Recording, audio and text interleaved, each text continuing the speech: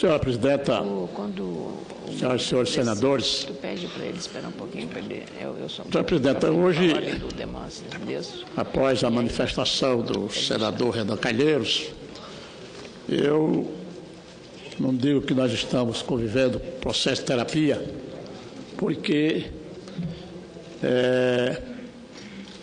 os assuntos trazidos por Sua Excelência a esta casa têm mais ou menos uma correlação dos assuntos que eu trarei para a sociedade brasileira e para conhecimento da Casa do Congresso Nacional.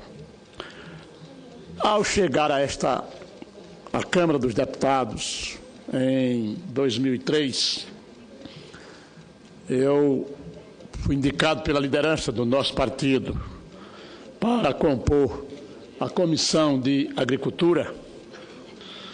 E como eu tenho uma vinculação muito próxima com o campo, até porque não só pela relação que eu tenho com os que produzem no meu estado, naquela região, com especialidade, como eu sou um homem que gosta do campo, tenho propriedade e gosto da pecuária. E revendo os artigos, ou rebuscando os arquivos daquela comissão, em 2001, o deputado Cunha Bueno propôs um projeto de lei alterando o decreto-lei número 457 de fevereiro de 69, que estabelecia regras para medicamentos de uso veterinário. E em 99, eu então, revendo aquele período, eu me interessei por aquela matéria e o projeto estava arquivado, porque o deputado não tinha mais mandato. E eu então, conversando com a parte técnica e assessoramento da Câmara, nós vamos formalizar um novo projeto de lei para estabelecer critérios e regras, alterando o tal decreto-lei de 69, para que pudéssemos estabelecer neste país, através da orientação do Ministério da Agricultura, os produtos genéricos produtos veterinários genéricos, ou seja, medicamentos genéricos para atender a pecuária nacional. Esse projeto teve a sua tramitação nas duas casas do Congresso Nacional. Qual é o objetivo de tudo isso? É que hoje, ou à época e hoje, com especialidade, há uma dificuldade muito grande para que os pequenos, os médios inclusive, criadores, que não apenas de bovinos, mas da suinicultura, bovinocultura, ovinocultura, enfim, todos aqueles animais que têm fôlego, eles, os pequenos proprietários, ou seja, os criadores, têm dificuldade de manter em dia a sanidade dos seus animais, por conta dos custos que são cada dia mais alarmantes com relação aos medicamentos de marca. Pois bem, presidente, esse projeto passou na Câmara, depois veio aqui para o Senado, demorou aqui, senador Demóstenes, quase 3 anos para poder sair aqui de uma decisão do plenário desta Casa. E retornou à Câmara por conta de uma modificação que fizeram no projeto. E a semana próxima passada, exatamente depois de completar 9 anos de tramitação, para um projeto desta qualidade para atender aos segmentos produtivos do país.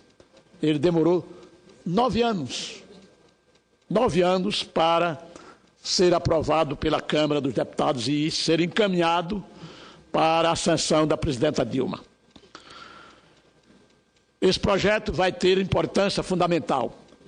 Quando se pensou no genérico para humanos, se criou alguma dificuldade, mas à época era ministro da Saúde, o Serra, e esse tomou como propósito tocar aquele projeto para viabilizar medicamentos genéricos para atender as pessoas do país como um todo. O que é que muda do genérico para os produtos de marca? Apenas o nome, produtos de marca e o genérico que tem lá na caixa, genérico. Mas a formulação, a fabricação, enfim, os cuidados são adotados para que o medicamento realmente possa atingir o objetivo da sua fabricação, ou atingir o objetivo para tal que ele está sendo prescrito. Então, é isso que vai acontecer com o genérico. E houve uma corrida considerável, uma corrida muito grande para as pessoas adquirirem os produtos, os medicamentos genéricos por preços que muitas vezes vai a mais de 40% de decréscimo do valor para aquele mesmo produto que está lá com a outra marca, com a marca que não é o genérico. Então, isso vai acontecer, eu tenho certeza absoluta, com os genéricos, produtos veterinários para atender os criadores e o agronegócio nacional. Eu aqui mantive contatos com o Ministério da Agricultura, na pessoa do Dr. Jardim, que é o chefe de gabinete do ministro, e este me assegurava de que já havia uma nota técnica recomendando a Sua Excelência, a senhora Presidenta Dilma, a sanção da lei, porque ela é benéfica para o agronegócio nacional. Eu queria fazer esse registro na manhã de hoje, considerando que muitos e muitos produtores, aliás, criadores, ao longo desses últimos anos, sempre perguntava se o projeto já havia sido ou não havia sido aprovado pelas duas casas do Congresso Nacional.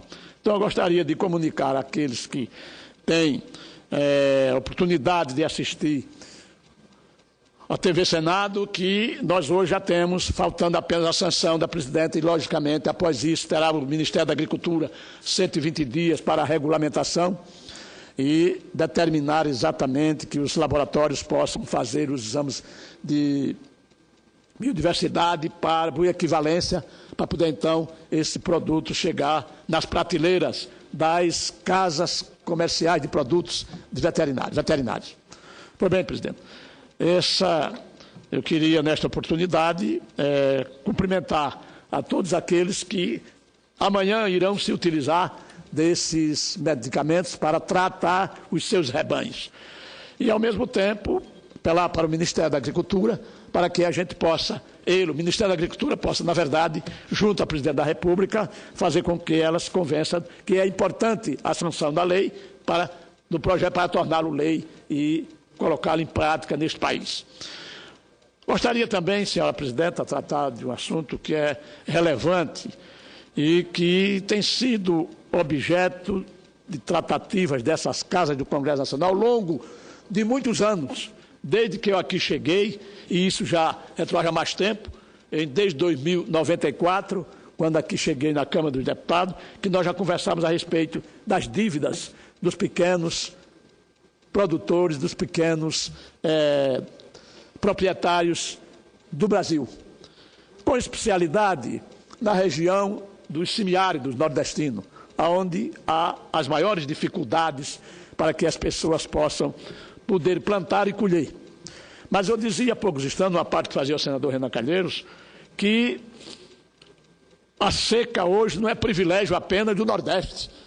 Elas têm observado frequentemente as reclamações absolutamente necessárias dos produtores, dos agricultores do seu estado, do Rio Grande do Sul. Até que, num determinado momento, mas bem cá, o Rio Grande do Sul tem seca?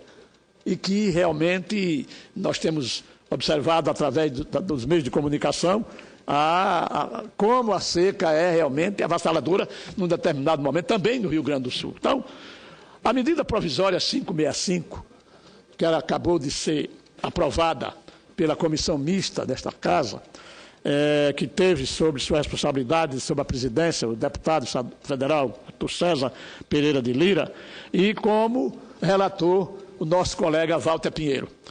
Ela teve diversos avanços, foi muito boa e acredito que vai atender, em parte, à necessidade dos pequenos e daqueles que estão inadimplentes hoje com as operações que contraíram para fazer uma agricultura com mais tranquilidade. Pois bem, então, nesta oportunidade, eu gostaria, senhora Presidenta, de saudar os membros da comissão mista do Congresso Nacional, criado para analisar a medida provisória 565,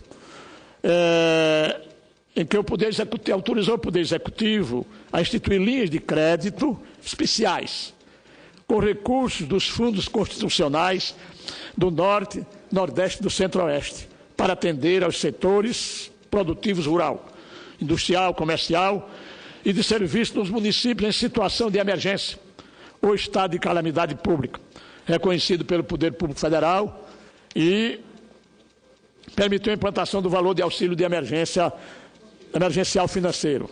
Pois bem, o senador Walter Pinheiro, que foi relator desta medida provisória, ele teve uma extraordinária atuação no sentido de dialogar com frequência com o setor produtivo, com os pequenos produtores rurais, e tentou sensibilizar em diversas oportunidades a equipe econômica, que não é fácil, porque me parece, senador Demóstenes, que aquele povo que trabalha no Ministério da Fazenda, eles não têm coração, uma pedra de paralelepípedo, talvez no meio do peito de cada um, porque são de uma frieza extraordinária. Não só se dá não. É uma coisa inacreditável, mas, infelizmente, dizem as pessoas que, se não for dessa forma, não pode conduzir o Ministério da Fazenda ou a Secretaria de Fazenda dos Estados. Mas o Walter, com a sua habilidade e o trânsito livre que teve junto ao setor, a equipe econômica, ele pôde arrancar alguns benefícios. Restaurar o direito de crédito de milhares de produtores rurais e resgatar a dignidade dessas famílias de campo, que em sua maioria se tornaram devedores em decorrência de fatores externos, econômicos ou climáticos, que anularam suas produções. Se não pagaram os financiamentos, não foi por má vontade para dar calote. A luta dos produtores é justa e eu reconheço de perto essa realidade. Pois bem, quando um pequeno produtor vai a uma agência do Banco do Nordeste para tirar recursos do FAT ou do FNE, ele vai com a intenção de que possa melhorar um pouco a sua agricultura e, particularmente, na sua grande maioria, a agricultura familiar. Ora, então, a grande maioria desses pequenos proprietários, eles vivem no semiárido do sertão brasileiro, no semiárido brasileiro, melhor dizendo. Quer seja em Alagoas, em Pernambuco, no Ceará, e agora no Rio Grande do Sul, em Goiás, em Minas Gerais, enfim, aonde possa ter um pedaço de terra que ele possa realmente se utilizar dela para produzir alimentos para si, para a sua família e, consequentemente, aquilo que sobrar também para vender. Aí vem determinadas estações climáticas que são devastadoras. Este ano, por exemplo, no meu semiárido de Alagoas, não caiu chuva para nada. Não se criou até agora um pé de feijão ou um pé de milho. Então, como é que o pequeno agricultor vai poder pagar essas dívidas se ele não produz, se a produção que ele bota no solo não tem resultados? Isso não é calote, é dificuldade. E o governo terá que compreender isso. Em determinados momentos, eu tenho dito muito e acho que o governo vai ter que gradativamente aos avanços que nós temos obtido, mas que só se resolverá o problema da pequena agricultura ou da agricultura familiar deste país se houver realmente uma política agrícola nacional. Sem uma política agrícola nacional, senadora Ana Amélia, digníssima presidenta desta sessão, não haverá soluções. Por quê? Porque em todos os países do mundo, muito piores que o nosso e muito menos avançados que o nosso, com uma situação econômica pior do que o nosso, esses países têm uma política agrícola.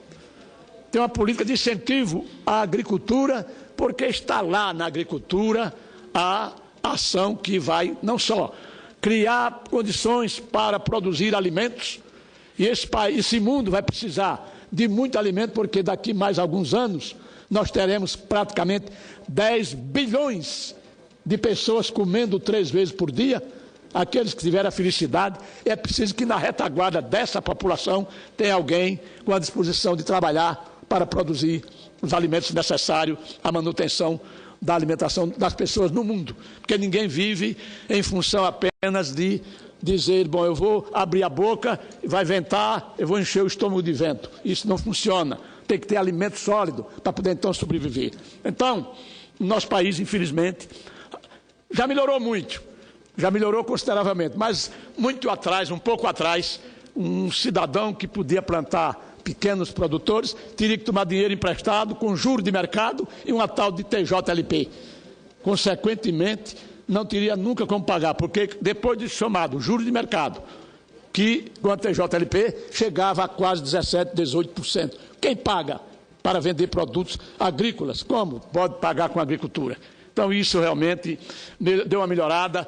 O governo tem dado uma atenção especial ao crédito rural. Essa semana, próxima passada, a presidenta colocou à disposição dos agricultores brasileiros cerca de 17, quase 18 bilhões de reais. Isso realmente é um volume considerável de recursos para atender a essa demanda. Contudo, é preciso que nós tenhamos, e eu vou insistir na tese, porque aqui há um segmento de senadores e deputados que vão seguindo essa tese, de estabelecermos critérios para minimizar as dificuldades dos pequenos agricultores. Pois bem, aí o que é que acontecia? O agricultor, pequeno agricultor, quando entrava na inadimplência por incapacidade de produção, e aí fez com que ele não pagasse seus débitos, ele também ficava privado de renovar ou de pegar mais outro empréstimo para poder, então, cuidar da lavoura deste ano, porque a do ano passado não produziu e ele não teria como fazer isso. Agora, com essa medida provisória, então, se abrirá novas expectativas para que ele possa ter oportunidade de melhorar, de ter um novo crédito. Pois bem, infelizmente a equipe econômica, como eu acabei de dizer, para amortização, independentemente da fonte de recursos, todas as operações contratadas até 30 de dezembro de 2006, no valor original de até R$100 mil, e o limite de crédito por mutuário será de até R$200 mil, não incluindo os encargos de inadimplemento e as multas.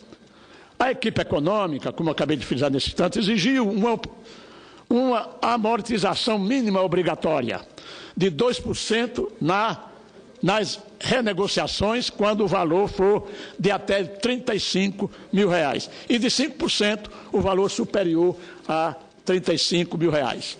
Nas operações de até R$35 mil, os produtores farão jus ao rebate no percentual de 15%, quando as atividades forem desenvolvidas no semiárido nordestino, e de 10% quando for desenvolvida nos demais municípios das regiões Norte e Nordeste. Em todas as operações, o prazo para pagamento de saldo devedor será de até agora 10 anos. 10 anos. Anteriormente eram de 5 anos, antes da emissão dessa medida provisória e antes da decisão que foi adotada pela comissão mista que aprovou antes de ontem essa medida provisória 565.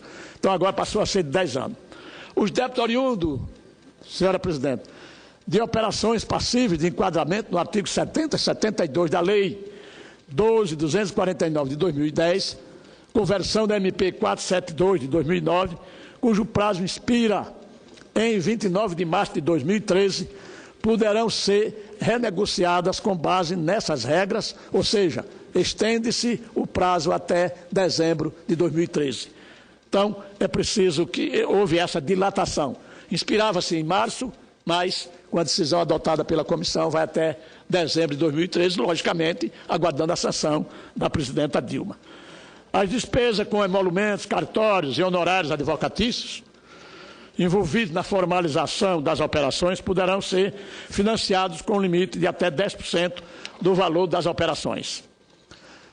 Há uma coisa que assusta, nobre senador Ginhagelo, há uma coisa que assusta aos pequenos agricultores do Brasil como um todo, que é exatamente as execuções judiciais.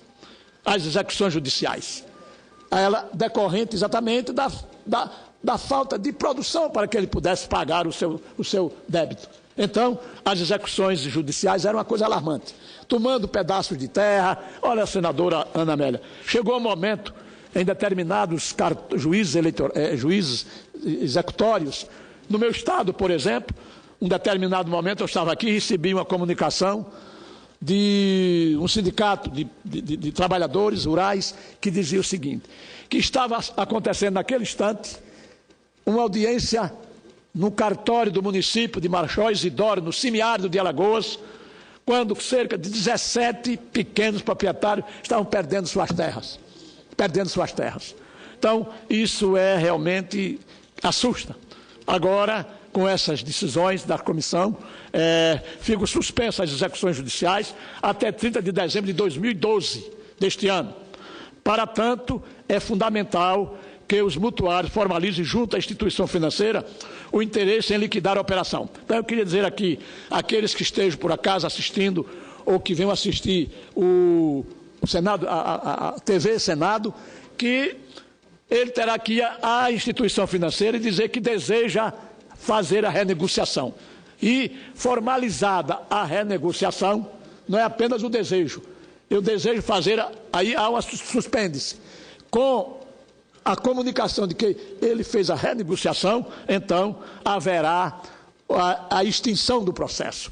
Então, é interessante que os pequenos agricultores que estão com ações de execução contra, nos cartórios, nos juízos das comarcas espalhadas por esse Brasil afora, que procurem, após a sanção da lei, dessa medida provisória que transformará em lei, as instituições financeiras para comunicar de que eles realmente vão fazer a renegociação. E, feita a renegociação, haverá a extinção da execução. Uma outra decisão que foi adotada na comissão, ou na medida provisória, é que no que diz respeito a um aumento para as famílias atingidas pela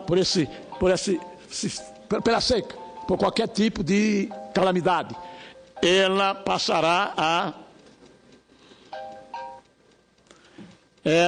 vai ter um aumento para R$400. E a Conab, também ficou autorizada a Conab, presidente, que hoje ela faz doação de cestas básicas para o exterior, mas não faz para os nossos flagelos internos, não faz. Então, a partir de agora, da emissão dessa medida provisória, aliás, com a sanção desta medida provisória transformada em lei, ela vai agora também doar alimentos para as comunidades atingidas por desastres naturais. E a repactuação do parcelamento dos débitos previdenciários nos municípios com situação de emergência ou estado de calamidade. Uma iniciativa, inclusive, que consta do projeto do nobre senador Vital do Rego, que tramita nessa casa e que já veio agora para essa medida provisória. O que é que significa dizer isso? Os municípios atingidos poderão repactuar, ou renegociar, melhor dizendo, as dívidas previdenciárias. As dívidas previdenciárias com o governo federal. Pois bem, presidente, além disso, ficam suspensas as execuções judiciais até 30 de dezembro. Isso já foi dito. E eu queria, para concluir, senhor presidente, as operações contratadas por cooperativas, que é uma outra reivindicação de todos os pequenos proprietários, pequenos agricultores, é que as operações contratadas por cooperativas, associações e condomínio de produtores rurais, inclusive as efetuadas na modalidade grupal ou coletiva, o chamado aval coletivo, terão suas pendências individualizadas para efeito de renegociação. O que é que significa dizer isso? Há uma cooperativa, ela fez a operação e ali reuniu cerca de 100 pequenos agricultores. E eles foram ao banco e tomaram empréstimo. Se um dos agricultores desejasse liquidar o seu débito, não podia, antes da vigência antes de acontecer o que eu acredito, que nós tomamos essa decisão aqui, ele não podia fazer, porque era uma ação coletiva, da cooperativa, ou um grupo de pequenos proprietários. Com a decisão que for adotada pela comissão mista, e eu tenho certeza absoluta que se for negociado com o governo, com a sanção, sem dúvida nenhuma, isso agora, a partir da vigência desta lei, qualquer um daqueles que esteja no grupo ou no cooperativismo poderá fazer a liquidação do seu débito. Com isso, presidente, essas decisões que o Congresso Nacional gradativamente vem adotando e vai adotar, e vai continuar adotando, nós temos certeza que teremos dias melhores para aqueles que realmente vivem da atividade produtiva, da atividade agrícola no nosso país. Eu queria agradecer a Vossa Excelência pela tolerância e cumprimentá-la pela atuação, pelo trabalho e pela sua vinculação com esse setor. Nós temos observado na Comissão de Agricultura, no seu dia a dia, a sua atuação, que merece os nossos elogios, não só por ser uma companheira do meu partido, mas por dignificar o mandato e o voto que o povo gaúcho lhe deu para representá-los como representante do Estado do Rio Grande do Sul aqui na Casa do Senado, da Casa da Federação. Muito obrigado, presidente.